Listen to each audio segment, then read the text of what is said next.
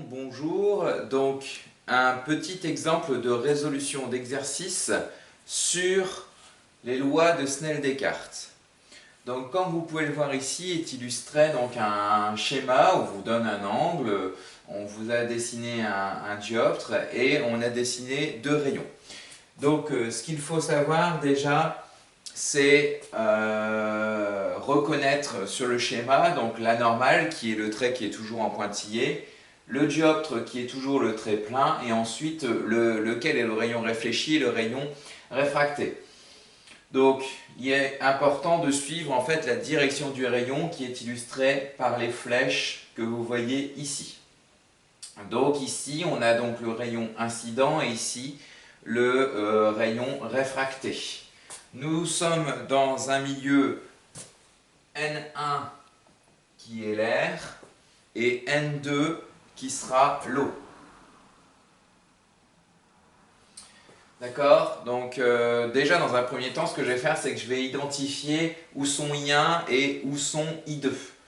Donc I1, bah, c'est l'angle qui est ici, puisque si vous devez le décrire, si vous devez le positionner pour quelqu'un, l'angle I1, c'est l'angle qui se situe, donc on dit qu'il se situe entre la normale et le rayon incident.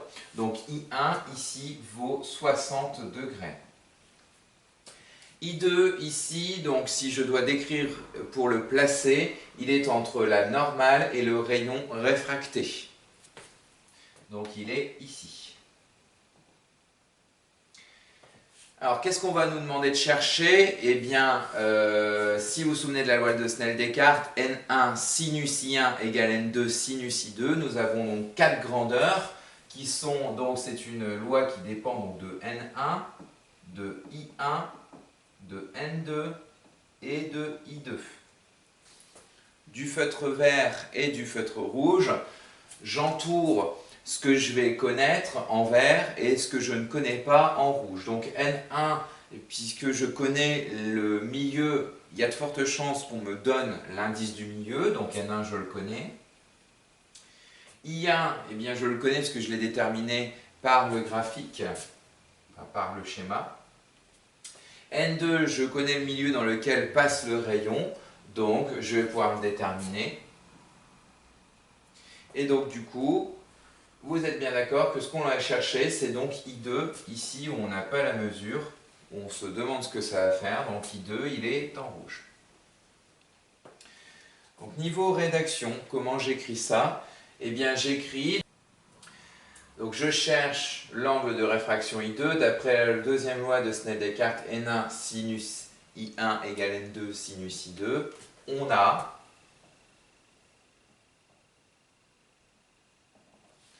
eh bien, comme on cherche I2, je vous rappelle que vous avez cette technique-là, où vous pouvez entourer la grandeur que vous recherchez ici, d'accord, qui est donc I2. Et donc, du coup, essayer de déduire donc I2 de tout ça. Donc là, vous voyez qu'il y a un sinus qui va nous embêter. Hein, il est là, mais on va savoir l'enlever, puisqu'on sait qu'on peut l'enlever avec l'arc sinus.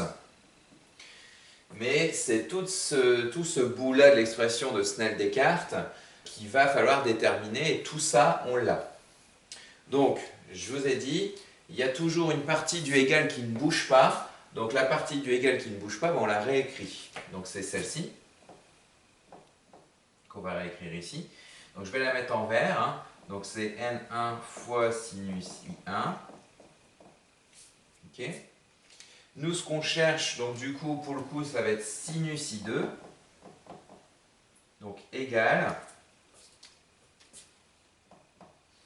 Et donc, ce qui ici doit bouger, c'est le N2. Je vous rappelle donc qu'une multiplication devient une division devient une multiplication lorsqu'on passe du côté du égal, puisqu'on divise par les mêmes grandeurs. Vous reverrez ça en mathématiques avec vos professeurs.